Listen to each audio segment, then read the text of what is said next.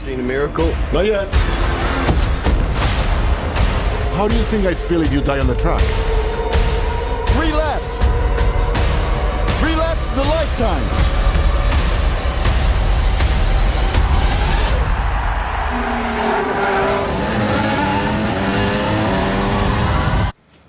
Honestly,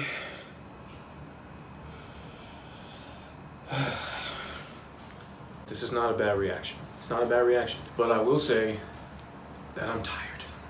I did not prepare myself to watch this after work. I didn't. Like, when I saw that it was back in IMAX, I just was like, I didn't even think. I just bought the shit. And then 3 o'clock came, I was like, oh fuck, I forgot I gotta watch this movie. Shit! I went, I watched it. It was good.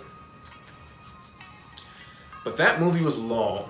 Oh, brother. Like, I'm sitting there the whole 2 hours and 35 minutes. I mean, it really felt like 2 days and 35 hours. Shit.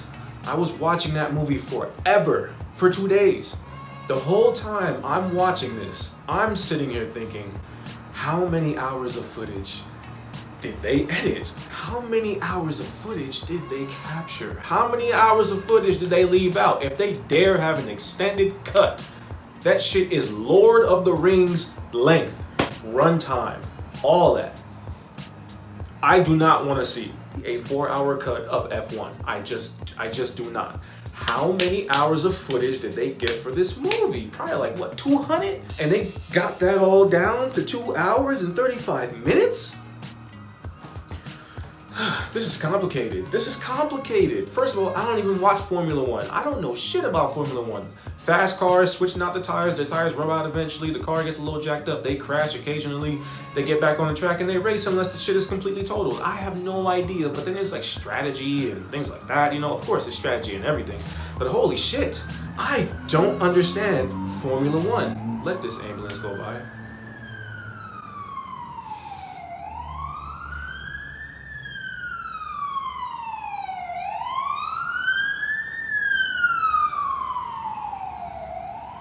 Don't worry, I'm moving soon. And I'm gonna have a much quieter place. I'm looking at a bunch of different places that are actually quiet. Phew, coming soon. But yeah, I don't know shit about Formula One. All I know is Lewis Hamilton, that's it. Lewis Hamilton, he was in the movie, but they did him dirty. They did him dirty, I'm not even gonna talk about that. To sum this shit up in just, you know, a summary, we have a has-been who's a talented has-been, but we have a has-been who is given an opportunity to race in Formula One by an old friend who raced alongside him. He's like, this is your shot at Formula One. And he is there with a rookie who is, yes, arrogant and just so full of himself. He's famous, he's popular, the media loves him, he has a great smile, ugly nigga. He's so engrossed in the noise, the social media, the spotlight, the camera flashes, the glitz and the glam. Bro sucks at racing. He's not a bad racer, but he's not the best either. He's a rookie. They crash a lot of cars in this one. They crashed more cars than Fast and Furious does during production. They crash more cars than a junkyard. They destroyed more cars than Michael Bay has destroyed 3 months of filming a Transformers movie. They destroyed the cars so much that I'm just like, okay, it's kind of getting repetitive. If you crash one more goddamn time, I'm going to crash out. And I'm going to have a problem. Stop crashing. But Brad Pitt is not even actually trying to win the race initially. He's trying to help the rookie get ahead and win the race. So he's doing all kinds of chaotic things, having these crazy contingent plans to get him ahead in the race. Not necessarily to win the race outright. I mean, yes, but they're trying to score points and get ahead gradually. And during that process, in every single race, they take risks, they break rules, and they crash cars. I'm like, how are you still alive? At some point, the rookie crashes, and then it's up to Brad Pitt. Brad Pitt steals this spotlight. Now he's getting all the points. Now he's getting all the recognition, while Mr. Man over here is sitting out, hurt, healing, and being a big ass hater. He comes back, does some bullshit, and wants to get back in the spotlight, but he learns the hard way that people are not even paying attention to him. He learns the hard way that he is not as popular as he once was. He learns the hard way that he must put the fame and the glitz and the glamour aside and actually listen to this old man who he thinks is just an old man, is not even listening. He actually listens to him, and he finally gets a grip on what he's supposed to do. He learns the hard way. He learns that no one is fantasizing about him, and he finally gets it. So 2 days later, we have a character who understands now, who understands the lessons that Brad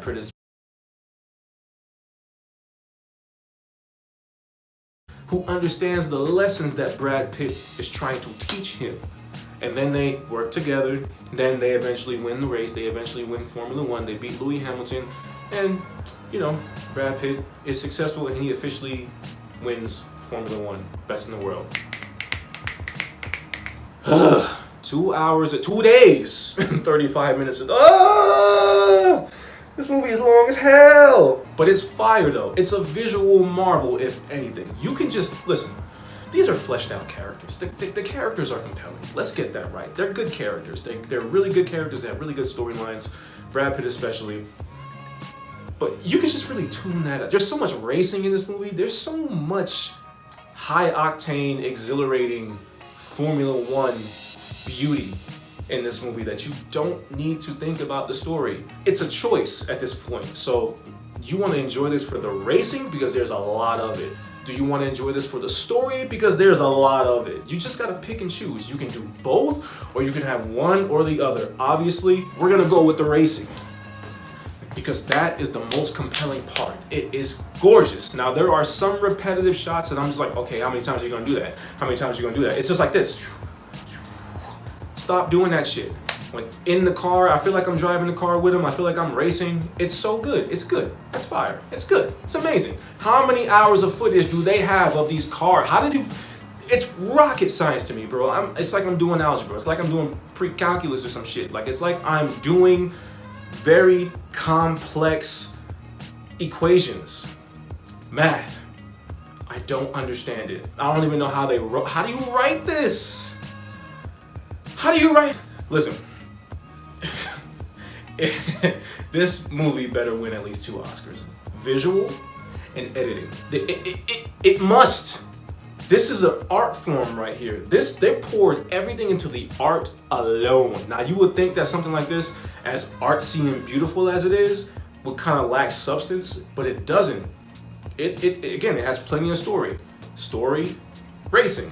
Pick one, pick both, pick your lane, stay in your lane. It's incredible, and they need to win at least an editing Oscar. At least the editing. Come on, at least the editing and the visuals. Come on, the cinematography. Come on, I would be pissed if another movie won over me. You gotta be kidding me. But then again, they got Avatar coming out this year. It's a wrap. It's a wrap. Just forget what I said. It's a wrap. Yeah, I'm gonna wrap this up now. Formula One, F1, the movie. I honestly gotta give it. I give it an 8 out of 10. I give it an 8 out of 10. The movie is too long though. 2 hours and 35 minutes. I get it. You spend all this time making a movie like this, you want to give us a substantial runtime. I understand. But holy shit, cut it down. At least 210. 210. Shit. But all in all, it's great. It's beautiful. Performances, beautiful. Car action, Formula One racing, incredible. This is a very intelligent script. This is a very beautiful movie, and everyone must experience it in IMAX before it leaves again. It's in IMAX right now. That's the only reason why I watched it. I wouldn't have watched it otherwise if it was in any other format. So get yourself up, enjoy some Formula One. I'm gone. So if you like this video, please like, comment, share, and subscribe, and make sure you hit that bell button so you stay notified when I post my next video, which is coming very soon. This is officially the video where I'm taking a break. I said the last video I was taking a break and I'm going to come back in October. This is the video that I'm actually going to pause on and, you know, just take a break and chill. So without further ado, let's just wave goodbye for now, and thank you guys so much, and I'll see you in October. Thank you. Woo!